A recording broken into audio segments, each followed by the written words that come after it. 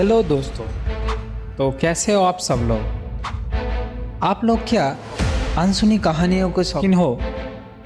तो आज एक वही अनसुनी कहानी सुनाने जा रहा हूँ आप सबको। तो चलिए शुरू करते हैं एक भूतिया डरावनी कहानी। उत्तर प्रदेश के एक छोटे से गांव रामपुर में एक पुराना कुआं था। गांव वाले उसे चुड़ैल का कुआं कहते थे। कोई भी उस कुएं के पास शाम के बाद नहीं जाता था।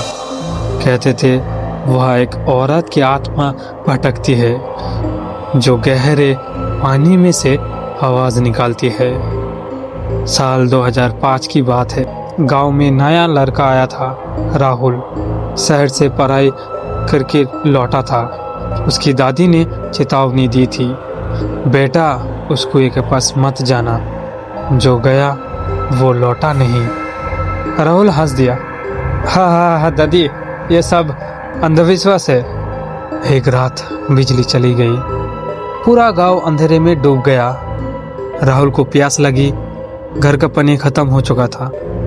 उसने सोचा कुएं से एक बाल्टी पानी निकाल लूंगा, कौन देख रहा है। चांदनी रात थी, लेकिन कुएं के आसपास अजीब सा सन्नाटा छाया हुआ था। हवा भी नहीं चल रही थी। राहुल ने कुएं तक पहुंचकर बाल्टी नीचे गिराई। पानी में बाल्टी गिरी, लेकिन आवाज असामान्य लगी, जैसे किसी ने नीचे से बाल्टी को पकड़ लिया हो। राहुल ने रस्सी खींची। बाल्टी ऊपर आई, लेकिन उसमें पानी नहीं था। उसके बजाय बाल्टी में लंबे काले बाल भरे पड़े थे जो पानी की तरह टपक रहे थे। राहुल का दिल जोर से धड़कने लगा। उसने बाल्टी फेंक दी और भागने को हुआ। तभी एक फुसफुसाहट हुई। औरत की आवाज आई गहरे कुएं से, राहुल पानी पिएगा? मैं देता हूँ, हाँ आजा नीचे। आवाज मीठी थी लेकिन ठंडी, जैसे कोई पुरानी चोट खाई हुई औरत रो रही हो। राहुल रुक गया। उसके पैर जैसे जमीन में चिपक गए। उसने झुककर कुएं में देखा।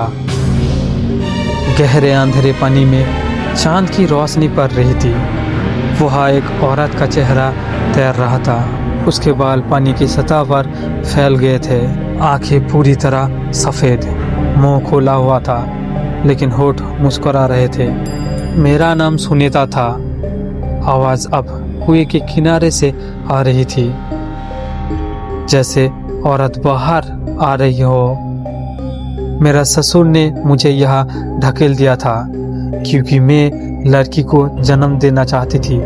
उन्होंने कहा बेटी पैदा हुई तो कुल कलंक हो जाएगा।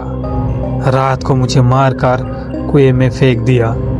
राहुल पीछे हटा, लेकिन उसका पैर फिसल गया। वो कुएं के किनारे पर गिरते गिरते बचा। अचानक लंबे गीले बालों का एक गुच्छा कुएं से बाहर निकला और राहुल की टांग पकड़ ली। बाल ठंडे और चिपचिपे थे। उन्होंने उसे खींचना शुरू किया। राहुल चीखा, छोड़ दो, मदद करो कोई मेरी।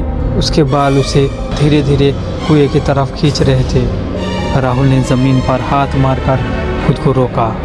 उसकी उंगलियां खून से लाल हो गई। फिर उसने देखा कुएं से और भी बाल निकल रहे थे, सैकड़ों, जैसे कोई जाल बुन रहे हो। सुनीता की आवाज अब उसके कान के पास फुसफुसा रही थी, सब लड़कियों को यही सजा मिलती है यहाँ, अब तू भी मेरे साथ खेल। राहुल ने आखिरी कोशिश में अपनी जेब से माचिस निकाली और बालों पर आग लगा दी। गीले बाल जल नहीं रहे थे, लेकिन एक भयानक चीख गूंजी, जैसे हजारों औरतें एक साथ रो रही हो। बाल छूट गए। राहुल भागा। अगली सुबह गांव वालों ने राहुल को कुएं के पास बेहोश पाया। उसके पैर पर गहरे निशान थे, जैसे किसी ने लंबे नाखूनों से खरोचा हो। के बाद राहुल कभी सामान्य नहीं रहा। रात को वो अचानक उठकर कुएं की तरफ चलने लगता, बार बार एक ही बात दोहराता, वो अभी भी नीचे इंतजार कर रही है। अब वो किसी लड़की को नहीं, किसी लड़कों को बुला रही है। तो कैसी लगी आपको यह कहानी? अच्छी लगे तो कमेंट एंड लाइक करें। तो मिलते हैं ऐसी कोई नई डरावनी कहानी में। Tata bye bye, see you.